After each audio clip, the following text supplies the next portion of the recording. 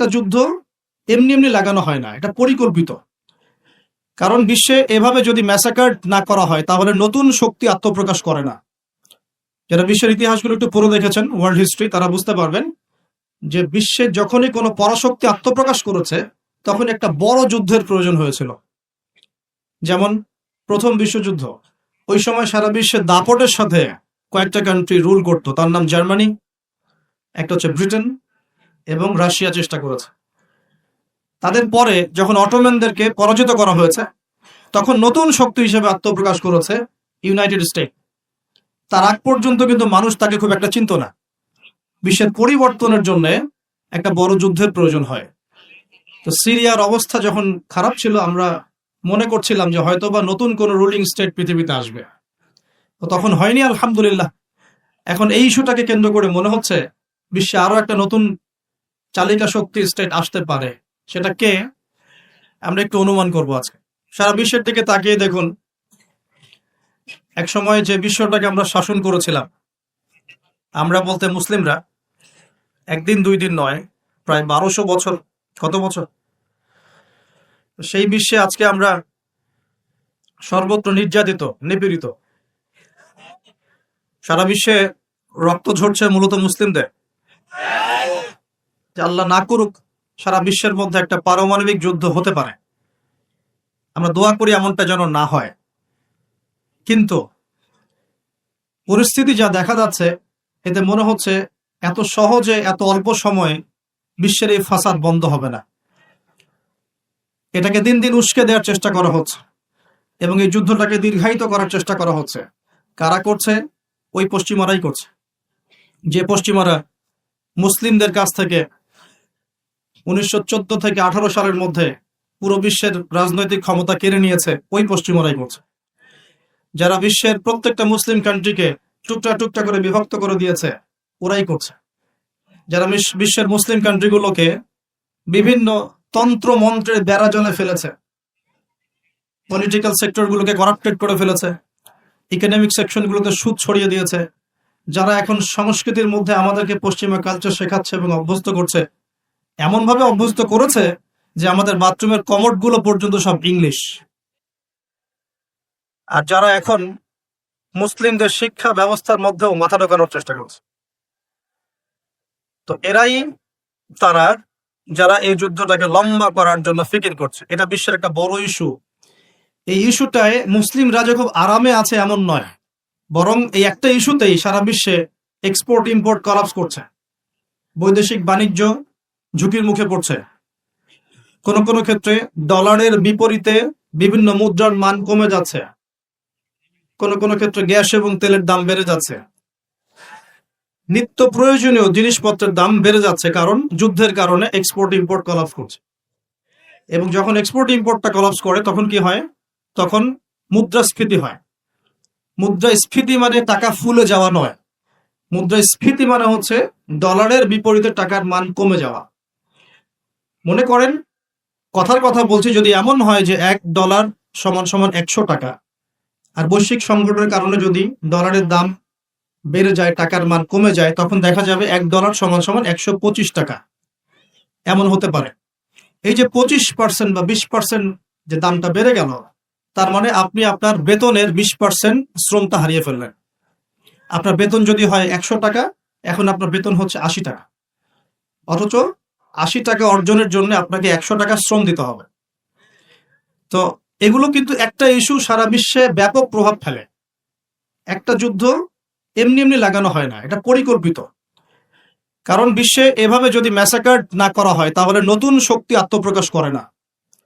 যারা বিশ্বের ইতিহাসগুলো একটু পড়ে দেখেছেন, ওয়ার্ল্ড হিস্ট্রি, তারা বুঝতে পারবেন যে বিশ্বে যখনই কোনো পরাশক্তি আত্মপ্রকাশ করেছে তখন একটা বড় যুদ্ধের প্রয়োজন হয়েছিল। যেমন প্রথম বিশ্বযুদ্ধ, ওই সময় সারা বিশ্বে দাপটের সাথে কয়েকটা কান্ট্রি রুল করতো, তার নাম জার্মানি, একটা হচ্ছে ব্রিটেন এবং রাশিয়া চেষ্টা করেছে। তাদের পরে যখন অটোম্যানদেরকে পরাজিত করা হয়েছে তখন নতুন শক্তি হিসেবে আত্মপ্রকাশ করেছে ইউনাইটেড স্টেট। তার আগ পর্যন্ত কিন্তু মানুষ তাকে খুব একটা চিনত না। বিশ্বের পরিবর্তনের জন্য একটা বড় যুদ্ধের প্রয়োজন হয়। তো সিরিয়ার অবস্থা যখন খারাপ ছিল, আমরা মনে করছিলাম যে হয়তোবা নতুন কোন রুলিং স্টেট পৃথিবীতে আসবে, তো তখন হয়নি, আলহামদুলিল্লাহ। এখন এই ইস্যুটাকে কেন্দ্র করে মনে হচ্ছে বিশ্বে আরো একটা নতুন চালিকা শক্তি স্টেট আসতে পারে। সেটা কে, আমরা একটু অনুমান করব আজকে। কেন অনুমান করব? কারণ তাদের সাথে মুসলিমদের ভবিষ্যৎ জড়িত আছে, তাদের সাথে মুসলিমদের ভবিষ্যৎ জড়িত আছে। এবার আপনাকে আমি একটা দ্বিতীয় ইস্যুর দিকে নিয়ে আসি। সারা ওয়ার্ল্ডে দ্বিতীয় একটা ইস্যু চলছে এখন, সেটা হলো কোরআন পুড়িয়ে দেওয়া ইস্যু। কি ইস্যু? কারা পুড়িয়ে দিচ্ছে? আমরা মুসলিমরা কি কখনো অন্য কারো ধর্মগ্রন্থ পুড়িয়ে দিয়েছে? আমরা বরং এই কথা বলি যে কোন মুসলিম ততক্ষণ পর্যন্ত মুসলিম হতে পারবে না যতক্ষণ পর্যন্ত সে ঈসা আলাইহিস সালামকে নবী বলে স্বীকার না করছে। আমাদের চাইতে নবী ঈসা আলাইহিস সালামকে কেউ বেশি সম্মান করে? আমরা বলছি কেউ মুমিনই হতে পারবে না, মুসলিম হতে পারবে না যদি সে ঈসা আলাইহিস সালামকে আল্লাহর নবী বলে স্বীকার না করে। এখন তার অনুসারীর দাবিদাররা তাহলে কেন কোরআন পুড়িয়ে দিচ্ছে?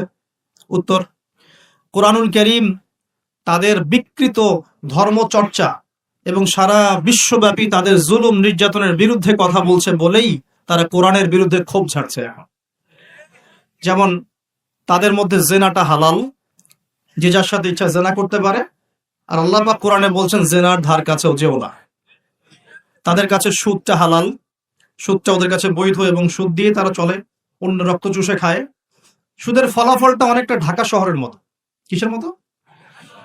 একটা অংশ দেখবেন দিন দিন রিচ হচ্ছে, দিন দিন রিচ থেকে রিচার হচ্ছে একটা অংশ, আর একটা অংশ দিন দিন প্রভার্টি এবং ডেস্টিটিউশনের মধ্যে যাচ্ছে।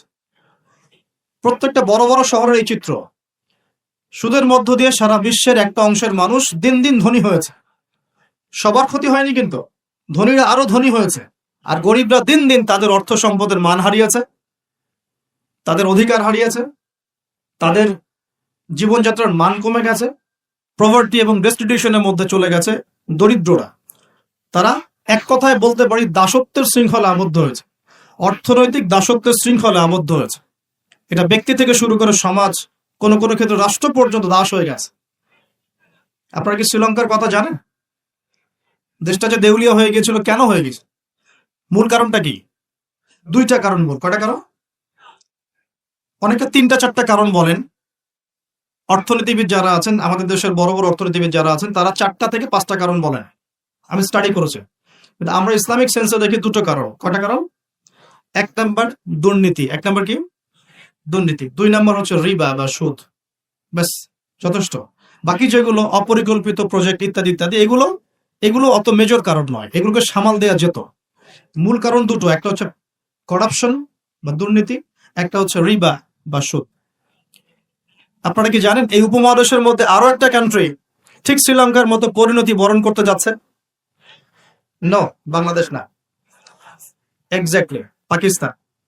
অথচ তারা এই তো আমাদের মহান মুক্তিযুদ্ধে কত নির্মম ভাবে আমাদের ভাইদেরকে হত্যা করেছিল না? এটা কি ন্যায় ছিল না অন্যায় ছিল? আচ্ছা, কি উদ্দেশ্য ছিল ওদের? ওরা চাইতো আমাদেরকে শাসন করতে, আমরা দাসত্বের শৃঙ্খলা থাকবো, ওরা আমাদেরকে শাসন করবে। আজকে দেখেন মাত্র 30 থেকে 40-50 বছরের ব্যবধানে আল্লাহ পাকের কি ফয়সালা। আমরা কারো ক্ষতিতে কিন্তু খুশি হই না।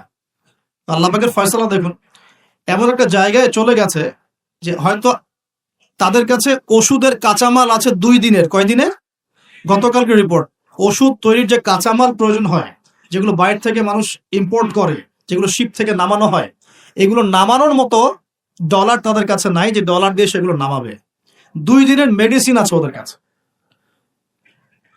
আপনারা জানেন না, আমাদের টাকার হিসেবে যদি $1 সমান সমান 80 বা 100 টাকা হয়, অলরেডি তাদের কাছে $1 সমান সমান প্রায় 375 রুপে পাকিস্তানি রুপি, এবং তাদের মুদ্রাস্ফীতি অনেক বেশি। সুদের কারণে, পশ্চিমাদেরকে বন্ধুরূপে গ্রহণ করার কারণে, কোনো কোনো ক্ষেত্রে মুসলিমদের সাথে গাদ্দারি করার কারণে, কোনো কোনো ক্ষেত্রে করাপশনের কারণে এবং ডমিনেশন, জনগণের উপর ডমিনেশনের কারণে আজকে আস্তে আস্তে আস্তে আস্তে ওদের অবস্থা এমন একটা জায়গায় চলে গেছে। আল্লাহ না করুক, আমরা তো কারোর জন্য বদদোয়া করবো না, আল্লাহ না করুক, দেখা যাবে হয়তো 1 মাস রমজান মাসের মধ্যে দেখবেন দেউলিয়া হয়ে বসে আছে। এমন হতে পারে। কেন হচ্ছে বিষয়গুলো? কারণ রিবা। মূল কারণটা কি? রিবা এবং দুর্নীতি। মূল কারণটা কি? দুর্নীতি এবং রিবা। একটা কথা বলি, দুর্নীতিতে কিন্তু আমরাও কম কম না, অন্তত আমাকে এদিকে কিন্তু আমরাও কম না। একটা সময় ছিল যখন আমরা 1 নাম্বার ছিলাম, মনে আছে? এটা ছিল 2005 সালের কথা। কত সাল? 2005 সাল। এখন কত? 2023। এখন আমাদের অবস্থা মাশাআল্লাহ আগের চেয়ে কিছুটা ভালো হয়েছে। এখন আমরা এই যে কারেন্ট অ্যাফেয়ার্স, যারা তোমরা পড়াশোনা করো, বিসিএস কোচিং করছেন, আপনারা জানবেন এখন আমরা কত নাম্বার? 13 নাম্বার। কত নাম্বার? 13 নাম্বার। কিছুটা তো উন্নতি হয়েছে। 1 নাম্বার কে জানেন দুর্নীতিতে? কোন কান্ট্রি? সুদান, দক্ষিণ সুদান। কোন কান্ট্রি? দক্ষিণ সুদান কি মুসলিম কান্ট্রি না মুসলিম কান্ট্রি? মুসলিমরা টপে কেন? দুর্নীতির সাথে মুসলিমদের কোনো সম্পর্ক থাকার কথা কি? তাহলে আমরা টপে কেন? 1 নম্বরে কেন? দক্ষিণ সুদান 1 নম্বরে কেন? ওরা কি মুসলিম না? তাহলে শুধু লা ইলাহা ইল্লাল্লাহ মুখে বললেই মুসলিম হওয়া যায় না, যতক্ষণ পর্যন্ত না মানুষ কোরআন এবং সুন্নাহকে আমল করে দেখাচ্ছে। আপনারা কি জানেন সবচেয়ে কম দুর্নীতিপূর্ণ কান্ট্রি কোনটা? জানেন? ডেনমার্ক। হ্যাঁ, গুড। কে বলেছে? ডেনমার্ক। তার সাথে আরো একটা কান্ট্রি আছে, তার নাম হচ্ছে নিউজিল্যান্ড। কোন কান্ট্রি? এই দুটো কান্ট্রির কোনটাই কি মুসলিম কান্ট্রি? তারা কি লা ইলাহা ইল্লাল্লাহ বিশ্বাস করে? তাদের সংবিধানে কোরআন আছে, তাদের আমলের মধ্যে রাসূলের সুন্নত আছে, তারপরেও তারা দুর্নীতি মুক্ত হলো কিভাবে? তার মানে ওই শিক্ষাটুকু তারা ঠিকই কোরআন সুন্নাহ মোতাবেক আমল করেছে, শুধু মুখে লা ইলাহা ইল্লাল্লাহ হয়তো পড়ে না। তাহলে আমি এতটুকু বোঝাতে চাচ্ছি, তারা কেন কোরআনকে বিরোধিতা করছে, কেন কোরআনকে পুড়িয়ে দেওয়ার চেষ্টা করছে? কারণ কোরআন এইসব অন্যায়ের বিরুদ্ধে কথা বলছে। এক, কোরআন সমকামিতার বিরুদ্ধে কথা বলছে। কোরআন সমকামিতার বিরুদ্ধে কথা বলছে, আর তাদের কাছে সমকামিতা হচ্ছে বাক স্বাধীনতা। একটা ছেলে চাইলে একটা ছেলেকে বিয়ে করতে পারে, একটা মেয়ে চাইলে একটা মেয়েকে বিয়ে করতে পারে। বলে নাউজুবিল্লাহ। আসলে বিয়ে তো ওখানে প্রয়োজন নাই, ওখানে প্রয়োজন সেক্সের। কিসের প্রয়োজন? সেক্সুয়াল সম্পর্ক। বিয়ের কোনো প্রয়োজন নাই। তো তারা ওখানে অবাধ এভাবে বিকৃত যৌন চর্চা করে, যেটা কোরআন সরাসরি হারাম করেছে। বরং কোরআন বলছে এমন পাপের কারণে কওমে লুতকে যে শাস্তি দেয়া হয়েছে, এই শাস্তি মহাবিশ্বে কাউকে দেয়া হয়নি। বলেন নাউজুবিল্লাহ। কওমে লুতের নাম তো শুনেছেন? লুত আলাইহিস সালামের কওম। এই কওমটাকে যখন আল্লাহ পাক ধ্বংস করেন, তখন মাটিটাকে উপরে উঠিয়েছিলেন, জমিনটাকে উপরে উঠিয়েছে, উঠিয়ে আকাশ থেকে পাথর বর্ষণ করেছে। বর্ষণ করার পরে আল্লাহ পাক উল্টা দিকে জমিনটাকে ধসিয়ে দিয়েছেন। এভাবে আল্লাহ রাব্বুল আলামিন কোন কওমকে এর আগে ধ্বংস করেন। আর কোন কওমকে আল্লাহ পাক সবচেয়ে বড় শাস্তি দিয়েছেন? বলেন? কওমে লূত। তো এই কওমে লূতের যে এই আপনার শাস্তি, এই শাস্তিটা কি তারা পাওয়ার যোগ্যতা অর্জন করেছে কি করে নাই? করেছে না করে নাই? এজন্যই হয়তোবা শেষ জামানায় একটা হাদিস এসেছে যে 10টা বড় বড় আলামত আছে শেষ জামানার। তার মধ্যে একটা হচ্ছে বিশাল একটা ভূমিকম্প হবে, একটা পৃথিবীর পূর্ব দিকে, একটা হচ্ছে পশ্চিম দিকে, আর একটা হচ্ছে পৃথিবীর মাঝখানে। আল্লাহ রাব্বুল আলামিন হয়তো ওই শাস্তি আবার পুনরাবৃত্তি ঘটাবে। ওরা কেন কোরআনকে পুড়িয়ে দেয়? কারণ কোরআন এই সমকামিতার বিরুদ্ধে কথা বলছে, কোরআন এই সুদের বিরুদ্ধে কথা বলছে, কোরআন জেনার বিরুদ্ধে কথা বলছে, কোরআন এসব করাপশনের এগেইনস্টে কথা বলছে। এবং কোরআন বলছে যাররা পরিমাণ জুলুম যদি কেউ কারো উপর করে, তারও শাস্তি তাকে ভোগ করতে হবে। একজন মানুষ বা একটা জাতি যদি অন্য কোনো জাতির উপর সামান্য জুলুমও করে, সেই শাস্তি আল্লাহ পাক তাকে ভোগ করাবেন কি করাবেন না? এবং সারা বিশ্বের দিকে তাকিয়ে দেখেন যে সারা বিশ্বের প্রত্যেকটা সেক্টরে তাদের জুলুম চলছে কি চলছে না? চলছে কি না? এই কারণেই তারা কোরআনের বিরুদ্ধে এত ক্ষোভ। তো এই বিষয়টা কি সারা বিশ্বে এখন হাইলাইটেড ইস্যু না? সারা বিশ্বে এই বিষয়টা নিয়ে খুব কথাবার্তা হচ্ছে না? এটাকে আমরা বলি ব্লাসফেমি, অর্থাৎ ধর্ম এবং ধর্মগ্রন্থকে অবমাননা করা। কিন্তু চিন্তা করবেন না, আল্লাহ রাব্বুল আলামিন নিজে এই কোরআন হেফাজতের দায়িত্ব নিয়েছেন। আল্লাহ পাক সূরা হিজরে বলেছেন, ইন্না নাহনু নাযালনা যিকরা ওয়া ইন্না লাহু লাহাফিজুন। নিশ্চয়ই আমি এই কোরআন নাজিল করেছি, এই কোরআন হেফাজত করার দায়িত্ব কার? আল্লাহ। এখানে আমি আপনাকে আরেকটা পয়েন্ট দেখিয়ে সামনের দিকে যাব। এবার ওই দিক থেকে চেহারাটাকে আমাদের দিকে ফিরিয়ে নিয়ে আসুন, মুসলিমদের দিকে তাকান। মুসলিমদের মধ্যে কত পার্সেন্ট মানুষ এখন 5 ওয়াক্ত নামাজ পড়ে? কত পার্সেন্ট মানুষ বিশুদ্ধ করে কোরআন তেলাওয়াত করতে জানে? মুসলিম পরিবারগুলোর মধ্যে কত পার্সেন্ট পরিবারে ইসলামিক পর্দা চালু আছে? মুসলিমদের মধ্যে কত পার্সেন্ট মানুষ হালাল খাওয়ার চেষ্টা করে, হারাম থেকে বেঁচে থাকার চেষ্টা করে? মুসলিমদের মধ্যে কত পার্সেন্ট যুবক এখন জেনা থেকে বেঁচে থাকতে পেরেছ? মুসলিমদের মধ্যে কত পার্সেন্ট যুবক 5 ওয়াক্ত নামাজ পড়, ইসলামের বেসিক জ্ঞানগুলো জানো, কোরআন তেলাওয়াত করা, হাদিস পড়তে শেখা, হাদিসের চর্চা করা, কোরআনের তাফসীর পড়া, অনুবাদ পড়া? মুসলিমরা এই বেসিক কাজগুলো কত পার্সেন্ট মানুষ করছে? এদিকে আমাদেরকে বেশি ফোকাস করতে হবে। একটা অমুসলিম সমাজ কোরআনের উপর আক্রমণ করছে, পুড়িয়ে ফেলছে, এটা বেশি কষ্টদায়ক নাকি একটা মুসলিম পরিবারে জন্মগ্রহণ করেও এই বিগত 30-40 বছরে কোরআন পড়তে না শেখাটা বেশি লজ্জা? কোনটা? এবার বলেন, একটু চেহারাটা আমাদের দিকে ফেরা নেবে, আয়নার সামনে দাঁড়াই। অমুসলিম, সে কোরআন সম্পর্কে কিচ্ছু জানে না এবং কোরআন তাদের চলমান জাহিলিয়াতের বিরুদ্ধে কথা বলছে, রাগে কোরআন পুড়িয়ে দিয়েছে। বুঝলাম কাজটা খুবই খারাপ, জঘন্য কাজ এবং নিন্দনীয়, ব্লাসফেমি। এটা সারা বিশ্বে একটা মানবতা বিরোধী অপরাধ। এই কাজটা অপরাধ কিনা? আচ্ছা, এখন মুসলিমদের দিকে তাকিয়ে দেখুন। আমি এখন মুসলিম পরিবারে জন্ম নিয়েছি, 20-30-40 বছর আমি কাটিয়ে দিলাম মুসলিম পরিবারে। জন্ম নেওয়ার পরেও, মুসলিম পরিবেশে থাকার পরেও, কোরআন সুন্নাহর বয়ান শোনার পরেও, জুমার নামাজ পড়ার পরেও, ঈদের নামাজ পড়ার পরেও, রমজানের রোজা রাখার পরেও, আলেম ওলামাদেরকে পেয়েও আমি যে কোরআন তেলাওয়াত করতে জানি না, এখন আমাকে কি করা উচিত? উত্তর দেন। এখন আমার কি করা উচিত? কে বড় অপরাধ করেছে? কে বড় অপরাধ করেছে? আমি মুসলিম পরিবারে জন্মগ্রহণ করেও কোরআন পড়তে জানি না, আমি কি বেশি বড় অপরাধী? নাকি যে ব্যক্তি কখনো কোরআন চেনেই না, জানেই না, যে কোরআনকে অবমাননা করছে, কে বড় অপরাধী? কোরআন যে পুড়িয়ে দিয়েছে জানেন, আল্লাহর নবী সাল্লাল্লাহু আলাইহি ওয়াসাল্লাম কিয়ামতের দিনে ওই ব্যক্তির বিরুদ্ধে বদদোয়া করবেন না।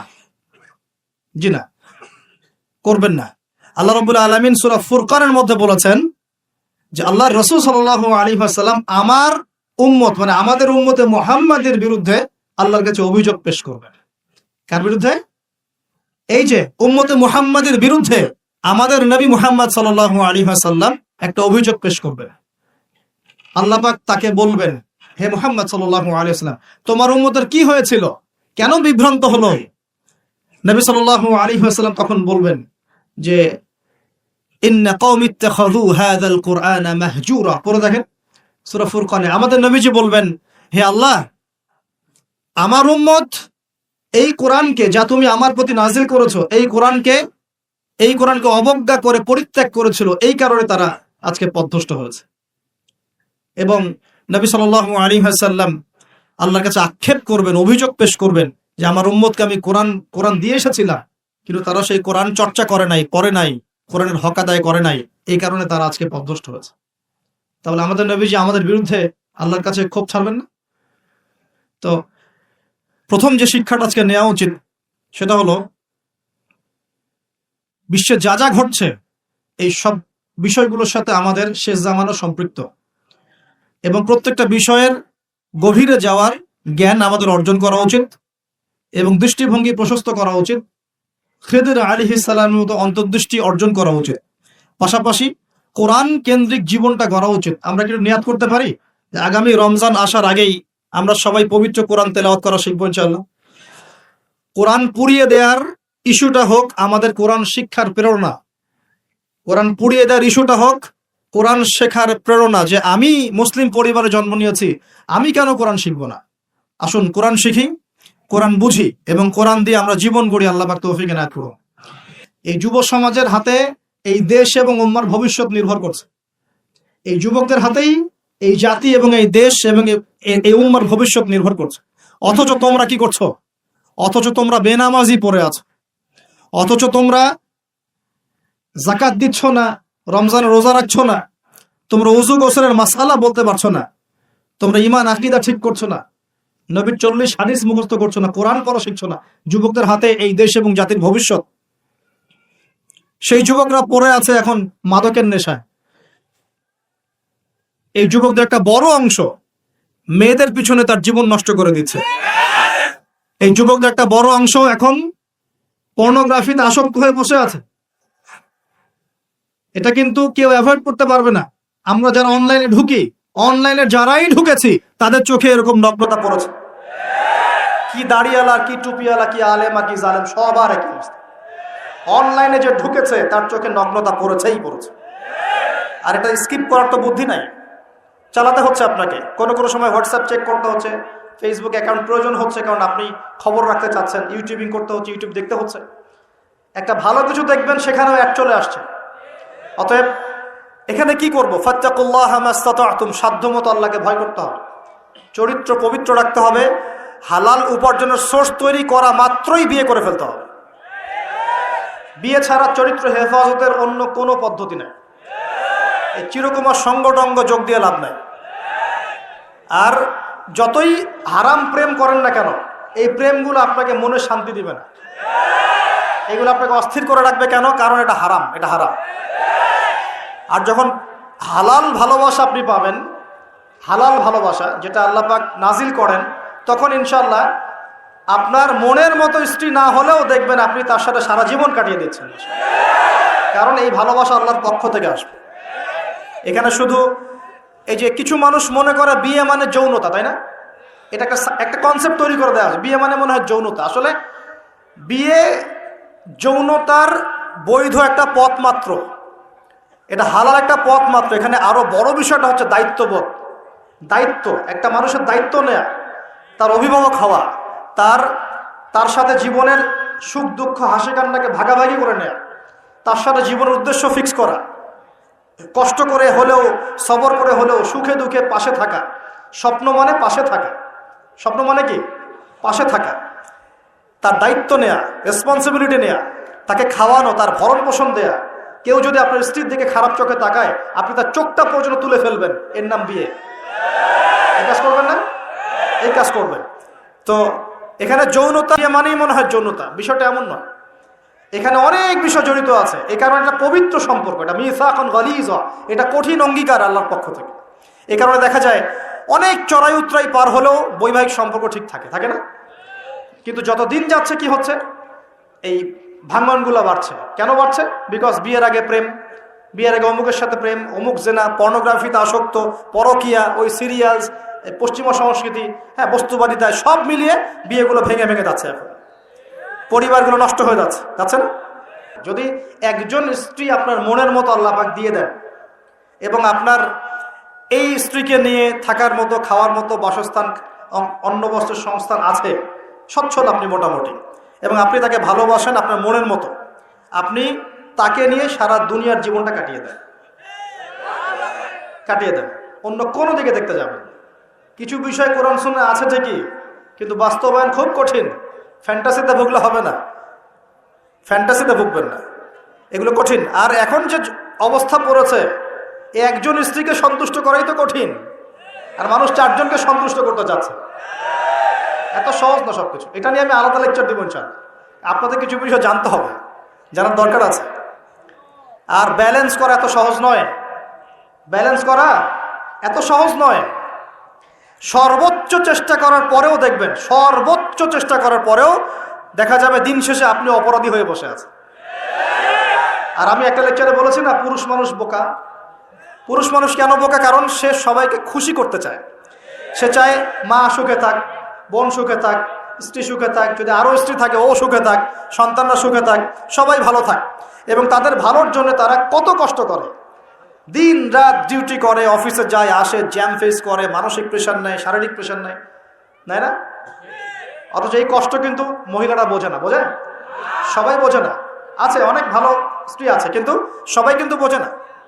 মনে করে যে পুরুষ মানুষ মনে হয় ভোগবাদী, খালি মেয়েদেরকে ভোগ করতে চায়। অথচ সবাইকে সুখে রাখার এই চেষ্টায় একজন পুরুষ দিন শেষে নিজেই সুখী হয় না।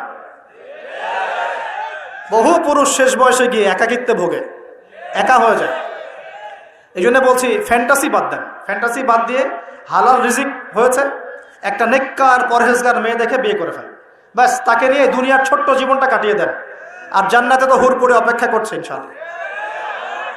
কি মনে করেন অপেক্ষা করছে না?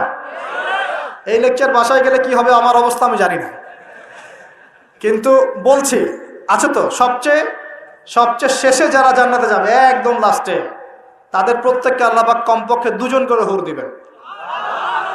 আর যারা আল্লাহ রাব্বুল আলামিনের রাস্তায় শহীদ হয়ে গেছে, এখনো যাচ্ছে বা হয়েছে বা হবে, তারা কি 72 জন, কতজন?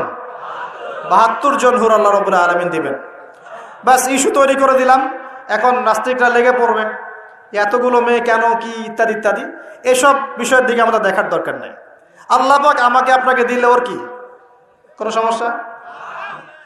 প্রিয় ভাইয়েরা, যুবকদের কথাই বলছিলাম যে এখন এই যুবকদের হাতে দেশের ভবিষ্যৎ, উম্মার ভবিষ্যৎ। কিন্তু বাস্তবতা হচ্ছে আমরা বেশিরভাগ পর্নোগ্রাফিতে আসক্ত হয়ে গেছি, হারাম সম্পর্কে আসক্ত, হারাম রিজিকে আসক্ত, মাদকে আসক্ত।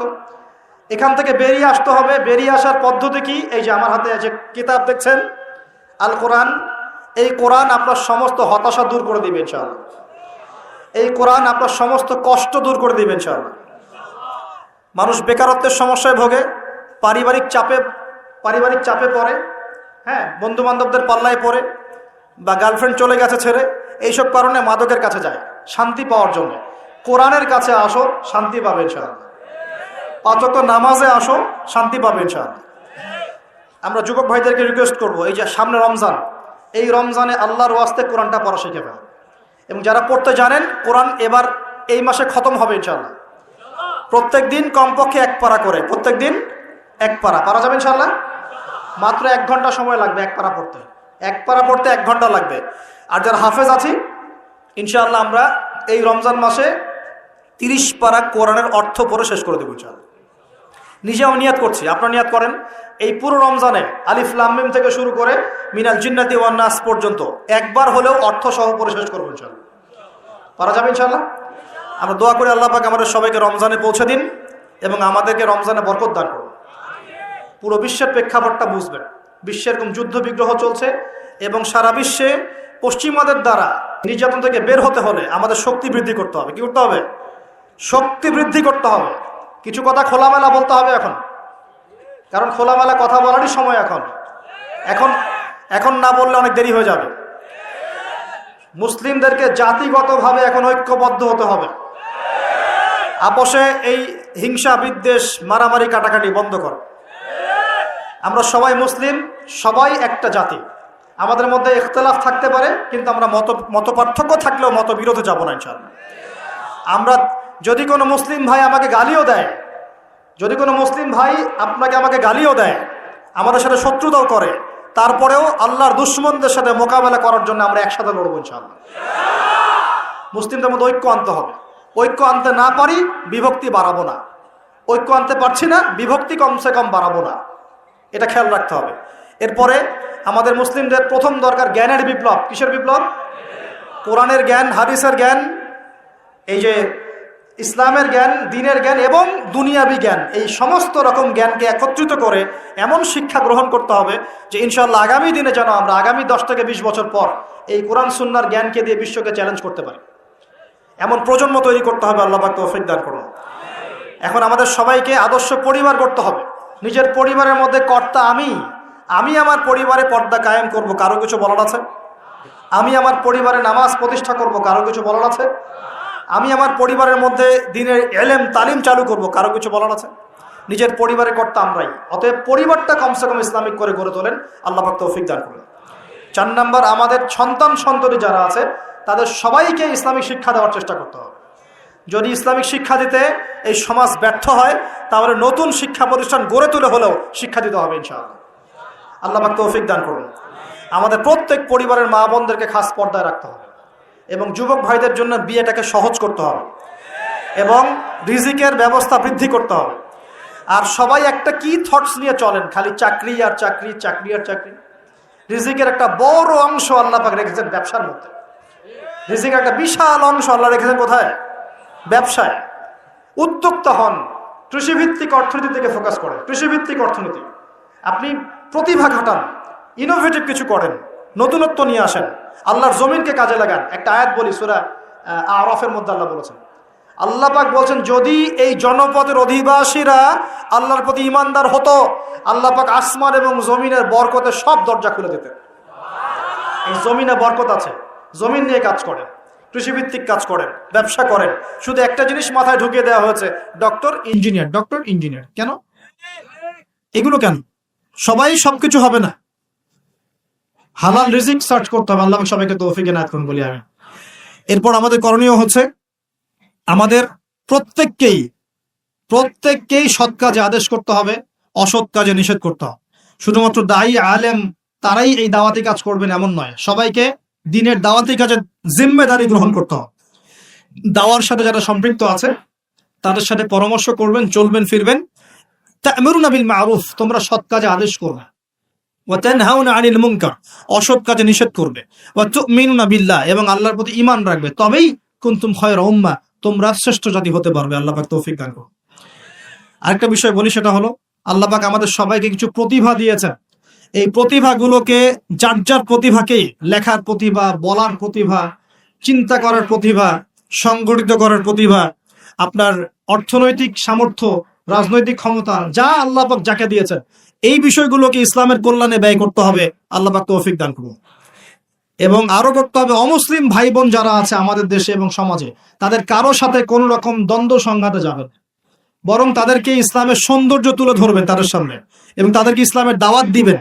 দাওয়াত দিয়ে তাদেরকে ইসলামের দিকে দীক্ষিত করার চেষ্টা করবেন। যদি এই যে আমরা তো আপোষে মারামারি কাটাকাটিতে লিপ্ত আছি, আপনারা তো খবরই রাখেন না যে বাংলাদেশে কত মানুষ বিধর্মী হয়ে যাচ্ছে, জানেন? এই যে উত্তরাঞ্চল সহ পার্বত্য এলাকা, বর্ডার এলাকা সব ঘুরে দেখেন যে কত মানুষ দিন দিন বিধর্মী হয়ে যাচ্ছে। দেখেন, ওই দিন টনক নড়বে যেদিন দেখবেন 50%ই হয়ে গেছে বিধর্মী। ওই দিন টনক নড়বে, আল্লাহ না করুক। অতএব আমাদেরকে বসে থাকলে চলবে না, আমাদেরকে দাওয়াতি কাজ করতে হবে। দিন ইসলামের দাওয়াত, কোরআনের দাওয়াত সবার সামনে উপস্থাপন করতে হবে। আল্লাহ পাক আমাদের সবাইকে দায়ী হওয়ার তৌফিক দান। কমপক্ষে পার্ট টাইম, দিনে 1 ঘন্টা, দিনে আধা ঘন্টা হলো দাওয়াতি কাজ করতে হবে। আর দাওয়াতি কাজ করার আগে কি লাগবে? জ্ঞান লাগবে। সেই জ্ঞানটা অর্জন করতে হবে। জ্ঞান অর্জন করার পদ্ধতিগুলো বললাম, এভাবে অর্জন করতে হবে। এবং জ্ঞানী মানুষদের সাথে থাকতে হবে। আল্লাহওয়ালা জ্ঞানী মানুষ এবং যারা আল্লাহর মারেফতওয়ালা মানুষ, আল্লাহর নূরওয়ালা মানুষ, এই মানুষগুলোর সাথে থাকতে হবে। যারা গোলালো মার্কা মানুষ, এখানে থেকে কিছু শিখতে পারবেন। সব তরকারিতে চলে, এইসব তরকারিতে লাভ। যারা হককে হক বলতে পারে, বাতিলকে বাতিল বলতে পারে, আল্লাহ পাকের জমিনে তারা সম্মানিত ইনশাআল্লাহ। জমিনের উপর বেঁচে থাকলেও সম্মানিত, মাটির নিচে চলে গেলেও সম্মানিত ইনশাআল্লাহ। আল্লাহ রাব্বুল আলামিন এমন মানুষের সংখ্যা বাড়িয়ে দিন এবং তাদের সাথে আমাদেরকে থাকার তৌফিক রাখ। আরেকটা বিষয় বলবো, সেটা হলো পলিটিক্যাল ইস্যুস। যে একটা জাতির মধ্যে আপোষে মারামারি কাটাকাটিতে যাবেন, এটা খুব খারাপ। কেন খারাপ? কারণ আমরা হয়তো মনে করি যেগুলো পলিটিক্যাল ইস্যুস, আসলে কি হয়, উম্মার ঐক্য নষ্ট হয়, ভাই ভাই মারামারি করে, নিজের ভাইয়ের হাতে ভাইয়ের রক্ত ঝরে, এতে করে উম্মার ঐক্যটা বিনষ্ট হয়ে যায়। এবং ইসলামের বহিঃশত্রু যারা আছে, এরা এই ইস্যুগুলোকে কাজে লাগায় আমাদের ভিতর ঢুকে পড়ে। খুব চোখ কান খোলা রেখে ঠান্ডা মাথায় সবর করেন, ধৈর্য ধরেন, জ্ঞান অর্জন করেন, নিজের কবরের ফিকির করেন, আধ্যাত্মিকত্ব অর্জন করেন, সুন্নতের উপর আমল করেন, কোরআন পড়েন, দাওয়াতি কাজ করেন, পরিবার করেন, আস্তে আস্তে ইসলাম এগিয়ে যাবে ইনশাআল্লাহ। আল্লাহ রাব্বুল আলামিন আমাদের সবাইকে কথাগুলো বোঝার তৌফিক দান করুন এবং আমল করার তৌফিক এনায়েত করুন, সকলে বলি আমিন। শেষ করার আগে আমি আসন্ন রমজান সম্পর্কে কিছু নসিহত করব। এখন একটা কথা বলি, রমজান মাসে নিত্য প্রয়োজনীয় দ্রব্যের দামগুলো বেড়ে যাবে। কিছু মানুষ বলতে পারে কি ভবিষ্যতে গায়েবের খবর বলবো না? যারা ওয়ার্ল্ড অ্যাফেয়ার্স বোঝে, ইকোনমিক্স বোঝে, সমকালীন প্রেক্ষাপট সম্পর্কে সচেতন, হ্যাঁ, এবং বিশ্বের ফাইন্যান্স নিয়ে পড়াশোনা করেছে, তারা বলবে ভাই যে কথাটা বলেছে 110% সঠিক। অতএব রমজান আসার আগে কিছু কাজ করেন। 1 নাম্বার, নিজেকে প্রস্তুত করেন রমজানের জন্য। রমজান আসতে 1 মাস 1.5 মাস বাকি আছে না? আগে মনটাকে প্রস্তুত করেন, রমজান আল্লাহ আমাদেরকে রমজানে পৌঁছে দাও এবং বেশি বেশি রমজানে ইবাদত করার তৌফিক দাও। তো রমজানে বেশি ইবাদত করতে হলে দুনিয়াবি কাজ কম করতে হবে। দুনিয়াবি কাজ বেশি করলে তো ইবাদতে মন দিতে পারবে। দুনিয়াবি কাজের মূল জিনিসটা কি? রিজিকের টেনশন, তাই না? রিজিকের টেনশন, খাবার টেনশন, পড়ার টেনশন, শপিং টপিং হাবি জাবি, রমজানে এইসব খুচরা টেনশন মানুষ। অথচ রমজান মাসে সে ব্যক্তি ধ্বংস হোক যে রমজান মাস পেয়েছে, ইবাদত করে গুনাহ মাফ করাতে পারে না। নবীজি বলেছেন না? তো এই জন্য রমজান কেন্দ্রিক প্ল্যান থাকতে হবে যে রমজানে আমি এবার 1 খতম কোরআন দিব, একবার আমি পুরোটা পড়ে শেষ করব, নবীজির হাদিস চর্চা করব, আমি মানুষকে ইফতার করাবো, আমি 30 দিন জামাতে তারাবি পড়বো, 5 ওয়াক্ত নামাজ পড়বো, ঠিকঠাক মতো রোজা রাখবো, সাদাকাতুল ফিতর দিব, আমি ওসর দিব, যাকাত দিব, রমজানে আমল করে একদম আমলের বন্যা বইয়ে দেবেন সব। একটা প্ল্যান থাকতে হবে না? প্ল্যান থাকতে হবে। তো প্ল্যানের মধ্যে সবচেয়ে বড় বাধা কি? সবচেয়ে বড় বাধা হচ্ছে দুনিয়াবি কাজে ব্যস্ততা। দুনিয়াবি কাজের মধ্যে সবচেয়ে বড় কাজটা কি? রিজিকের টেনশন। তো প্রিয় ভাই, যাদের সামর্থ্য আছে চেষ্টা করবেন রমজান আসার আগেই নিত্য প্রয়োজনীয় দ্রব্য যেগুলো লাগে এগুলো বাসায় মোটামুটি কিনে রাখার জন্য, এবং প্রয়োজন হলে পারলে সামর্থ্য থাকলে পরিবারের জন্য হাদিয়া তোফা যেটা ঈদের জন্য কেনেন সেটা আগেই কিনে রেখে দেন। কারণ রমজান মাসে নিত্য প্রয়োজনীয় দ্রব্যের দাম বেড়ে যাবে, 100% গ্যারান্টি দিতে বলছি, 100% গ্যারান্টি। এবং সবার সবকিছু কেনার সামর্থ্য নাও থাকতে পারে। এখানে এখন কি করবো তাহলে? এখানে অর্থনীতি একটু বুঝবেন, আমার দিকে খেয়াল করেন। আপনারা কি জানেন সমাজে কত পার্সেন্ট মানুষ না খেয়ে থাকে বা স্বাভাবিক খাবার পায় না? কত পার্সেন্ট মানুষ? প্রতি 5 জনে একজন, প্রতি 5 জনে একজন, 20%। আচ্ছা, রমজান মাসে আমরা কি করি? আমরা 4 জন মিলে ওই পঞ্চম ব্যক্তির দায়িত্ব নিয়ে নেই। এই কাজটা করি না? রমজান মাসে আমরা 4 জন মিলে আরেক ভাইয়ের দায়িত্ব নিয়ে নেই, তাকে ইফতার করাই, তাকে সেহরি দেই, সেহরির খাবার দিই, মাসের বাজার করে দেই না? দেই। তাহলে যদি 4 জন মানুষ খাবার খায়, অর্থাৎ 80% মানুষ খাবার খায়, ওই খাবার যদি 100% মানুষকে খাওয়াতে হয় তাহলে ওই খাবারের সংকট হবে না? সংকট হবে কি না? তখন ওই খাবারের যে দাম, সে দামটা কি বাড়বে না কমবে? বাড়বে। সমাধান হচ্ছে বাহির থেকে খাবার আমদানি করা। যে আমদানি করার জন্য যে রিজার্ভ দরকার হয় সেগুলো আমাদের কাছে এখন পর্যাপ্ত না। কি করতে হয় তাহলে? যে মাল নিয়ে জাহাজ ঘোরাফেরা করছে বন্দরে, বিভিন্ন কোম্পানি মাল নামাতে পারছে না, কারণ তাদের কাছে সেই পরিমাণ সম্পদ নেই, এবং কোনো কোনো ক্ষেত্রে এলসিও নাই। এটা তো অনেক ব্যবসায়ী জানেন। এখন আপনি কি নিজের পকেট থেকে টাকা দিয়ে সেই মাল খালাস করবেন? উত্তর না। তাহলে কি করবেন? ওই পণ্যের উপর দাম বাড়িয়ে জনগণকে খাওয়াবেন, জনগণের টাকা থেকে সেই মালটা শোধ করা হয়, রেটটা শোধ করা হয়, সর্বাধিক থেকে দাম বেড়ে যাবে।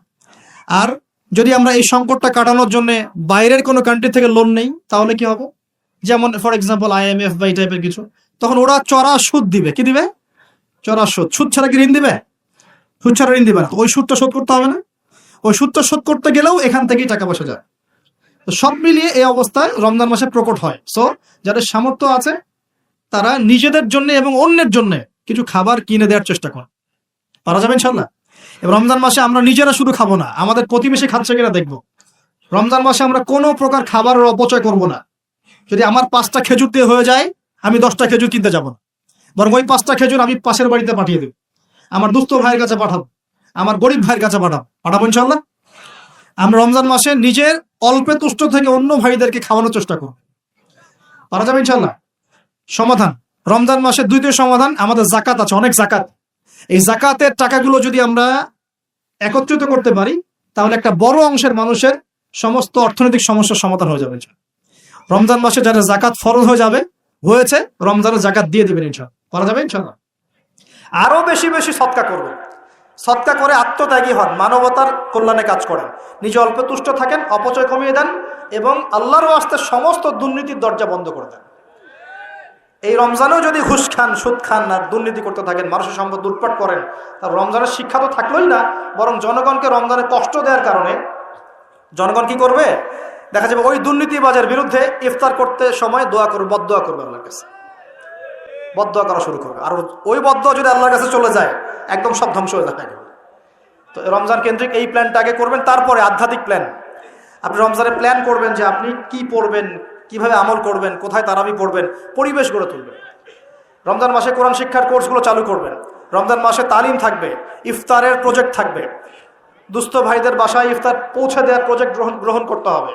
রমজান মাসে যদি সামর্থ্য হয় বেশি বেশি নফল পড়বেন, সুন্নত পড়বেন, তেলাওয়াত করবেন, জিকির বাড়িয়ে দিবেন, একই সাথে দাওয়াতি কাজ বাড়াবেন।